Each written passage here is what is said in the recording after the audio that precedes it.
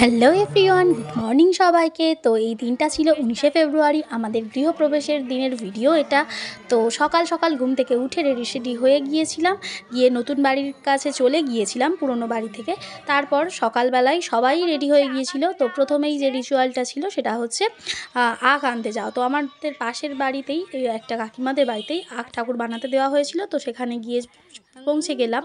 তো পৌঁছে গিয়ে দেখলাম সমস্ত কিছু রেডি হয়ে আছে, আর কাকিমাও বরণ করে নিল। এটাই নিয়ম আমাদের মধ্যে, যে ঠাকুরটাকে বরণ করে বাড়িতে আনতে হয়। তো বাড়িতে এসেই দেখলাম 10টা সাড়ে 10টার দিকে ঠাকুরমশাইরা সমস্ত কিছু যোগাযন্ত্র করে ফেলেছেন। ওনারাও চলে এসেছিলেন তাড়াতাড়ি সকাল সকাল। তো দেখতে পাচ্ছ এই হচ্ছে পুজোর অ্যারেঞ্জমেন্ট। তো আমাদের টোটাল 4টে ব্রাহ্মণ দিয়ে পুজো করানো হয়েছিল। আর এই ব্লগটার বড় ব্লগ আমার চ্যানেলেই আছে, তো তোমরা চাইলে সেটা দেখে নিতে পারো।